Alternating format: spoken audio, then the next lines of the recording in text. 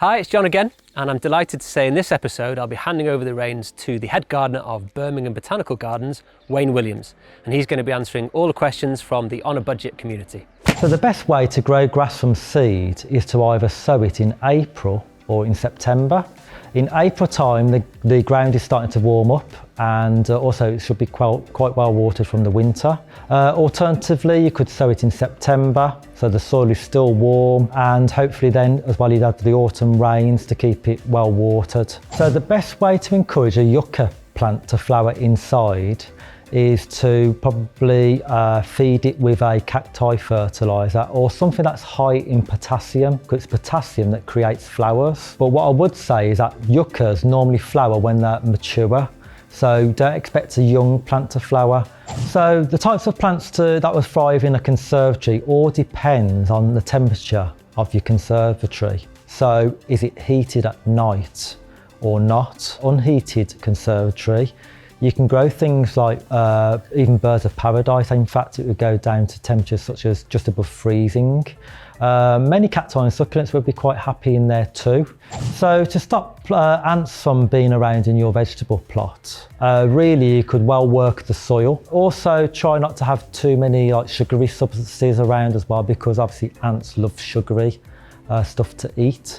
So the best plants that you can grow in clay type soils would be things like hostas and also roses. So roses are probably the most famous of all plants that love a clay soil. So some of the most hardy plants for British weather would be some of the hardy cyclamen, but there's many trees and shrubs which are really hardy, which are put up with the UK climate. Things like mahonias from North America. So a lot of people ask, can summer plants be in the same pots as winter plants? Well, it all depends on what plants you've got really. So if you've got winter growing and spring flowering bulbs, so daffodils and tulips, you can actually wait for them to die down before planting some summer bedding plants on the top. So to eradicate mare's tail from your borders is quite a difficult task. A lot of people might not want to use chemicals for obvious reasons, but chemicals can be the best treatment for mare's tail. So other ways of getting rid of mare's tail would be to regularly disturb the soil and remove as much of the mare's tail as possible, including any little leaflets or any roots. Some people ask, is it possible to grow tropical plants outside in the UK or areas such as the home counties? And it is possible to grow them outside for the summer months only.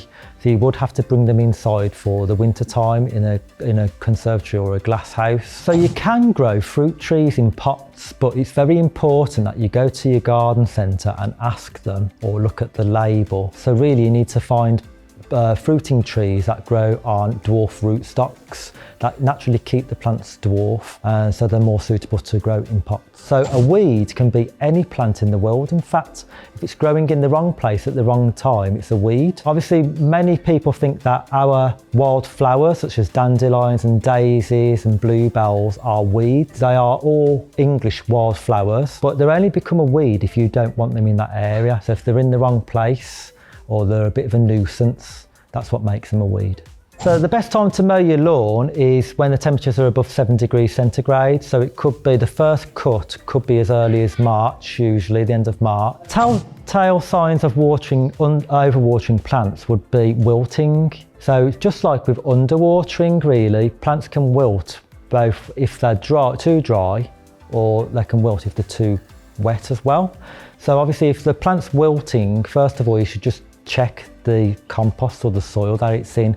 So just using your finger, just check the moisture levels in the compost or the soil. Obviously if it's dry, it's obviously wilting because it's dry. If it's too wet, obviously it's wilting because it's been overwatered. Did we answer your question? Let us know in the comments below. And if you enjoyed this episode, then check out the series. We've got the 5 top tips for the garden, we've got myth busting, and we've even got reviews of your own gardens.